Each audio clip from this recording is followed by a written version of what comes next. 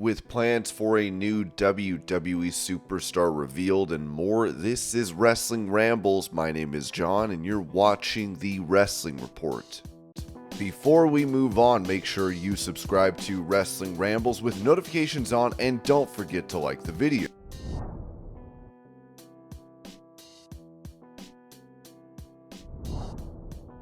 Talking about a recent injury that made him fear for his life, Tommy Dreamer said on Busted Open Radio, "Honestly, it was the first time in my entire career I was actually scared for my life and my health. Freak accident, and it was touched upon a little bit, and I have the picture of it when I got spine busted on the trash can. Normally, I don't know if it's because I'm fatter, I landed in the middle and I crushed it, but the top coil of the trash can, as soon as I hit, I'm like, whoa, something's wrong. And I see I'm stuck, and I've gotten stuck in them before, but it's a different type of stuck.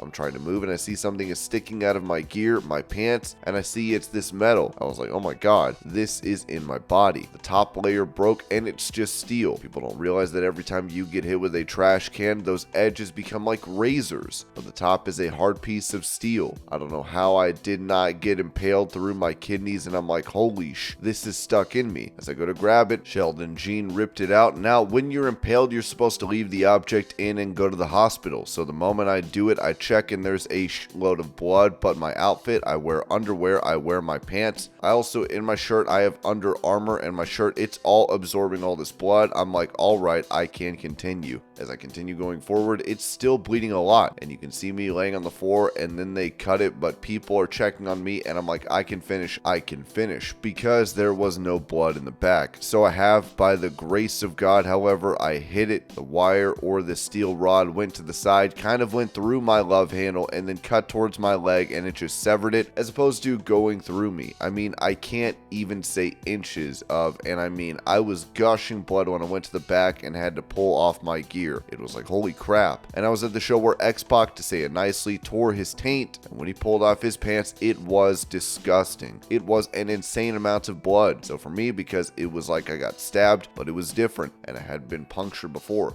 I've been punctured a lot of times with thumbtacks or punctured in barbed wire, but this thing just went straight through. Then the next day, I found the garbage can, and it was two sides and just exploded and went straight up. Never has that happened to me, and unfortunately, I've been put in a lot of garbage cans or chairs. I mean, I once was almost impaled with a chair leg when a chair broke, but this came so close to just, I would have bled out, and happy the match continued. They didn't touch upon it a lot on commentary because you couldn't see the amount of blood. The fans saw it and they were like, Tommy, are you okay? I remember I'm talking to officials. I'm like, I'm fine. I'm just stabbed. I've been stabbed before. And I go, but it's not through. It's not through. So I continue the match. I will post a picture and I'll tag Busted Open of what actually happened, but never have I been scared before. And you're talking about someone who, been on fire, through barbed wire. I was choked with an electric cord to all the electricity of a building on top of the building in the scaffold match, but this was the first time where I was like, this is bad. This is bad. And I couldn't get to the injury because the match was continuing to happen, but it was a scary aftermath. I'm still alive. Again, grace of God. How this metal, because I guess I was rotating, it didn't go directly in, and it would have punctured my kidneys and went straight from my kidneys out the other side. Just how it was because of how the cut, if ever like forensics, well, the bullet went in here and exited here. Just very, very random and weird how it was, and for Sheldon Jean ripping it out didn't make matters better.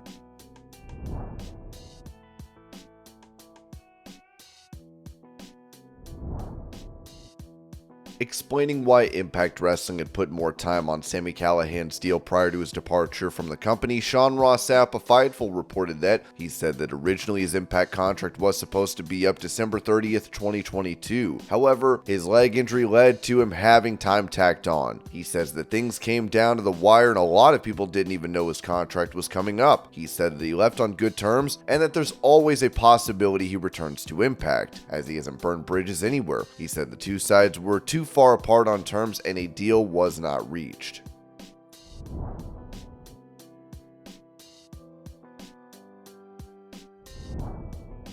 Before his release from WWE, it seems Mustafa Ali was set to win a championship as Fightful noted that Trick Williams is the new NXT North American champion after defeating Dominic Mysterio at NXT No Mercy. However, that wasn't the original plan. There were some incorrect reports stating that Dominic was originally scheduled to retain over Mustafa Ali. Actually, Mustafa Ali was supposed to win the North American Championship prior to his release. This is one of the reasons why NXT higher-ups stated to us they were frustrated by the call to cut him. Dominic Mysterio was always slated to retain the NXT North American title over Dragon Lee on the September 25th episode of WWE Raw, but sources with knowledge of the situation told us that the original creative called for Mustafa Ali to cost Dragon Lee the match. This would have played off of Ali's teases to appear on WWE Raw. After that, a triple threat match for the title would have been set for NXT No Mercy, where Mustafa Ali would win the North American title. How things would have worked from that point aren't clear, but Shawn Michaels, Mustafa Ali, and NXT Creative had tentative plans for Ali on the brand into March of 2024.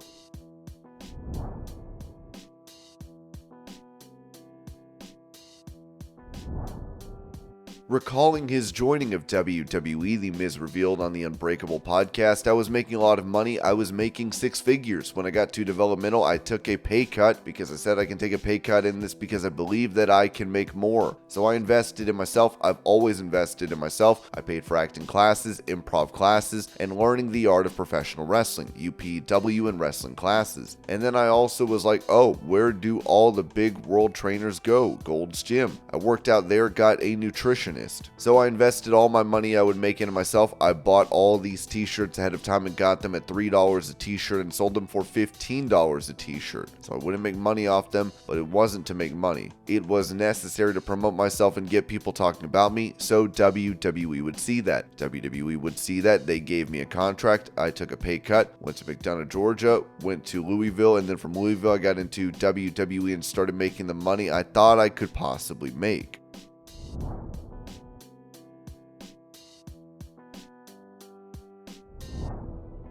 Going over Johnny Gargano's return to WWE on Monday Night Raw, PW Insider reported that the Johnny Gargano return was a late WWE creative decision, PWInsider.com has learned. We are told the plans were locked towards the end of the weekend, with Gargano traveling to Raw in San Jose early Monday and being kept hidden. Gargano had returned to the ring at live events several weeks back, wrestling Omos, but had not been at WWE TV prior to last night.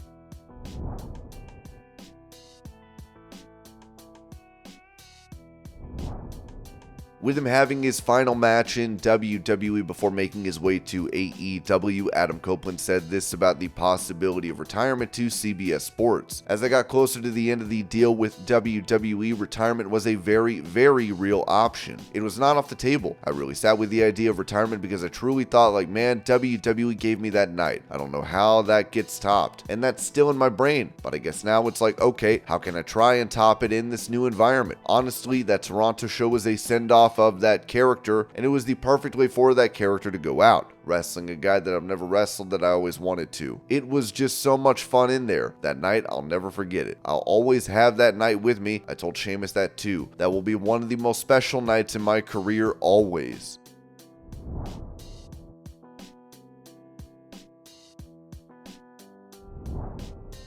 During Copeland's AEW debut, a fan in attendance was crying as she responded to a fan making fun of her for doing so, writing, "Listen, Edge doesn't need to know I exist to understand that his debut meant a lot to me. I expressed emotion at a wrestling show and filmed it so I could remember, and then I shared it because I wanted to. Emotions are great. Have a great day." Adam Copeland replied, "Well, now I know you exist and thank you for showing emotion. Never apologize for being moved by something. Whatever that is, you rock. Thanks for coming on the ride with me."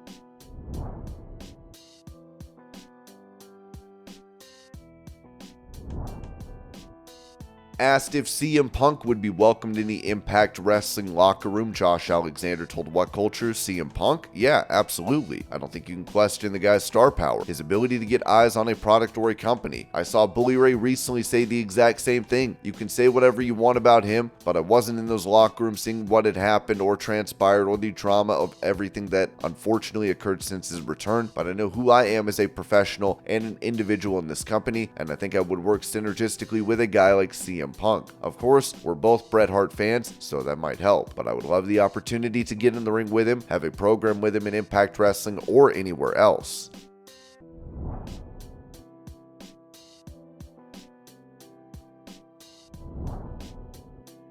Talking about upcoming plans regarding the former AEW champion Jade Cargill, and WWE PW Insider reported that Jade Cargill is slated to be at this Saturday's WWE Fastlane pay-per-view in Indianapolis. PWInsider.com has learned from multiple WWE sources. We are told that she is tentatively scheduled to be at Raw and SmackDown's TV tapings this week as well. The early word this morning was that she would be heading to the Raw brand. Cargill has been working out at the WWE Performance Center in recent weeks since signing.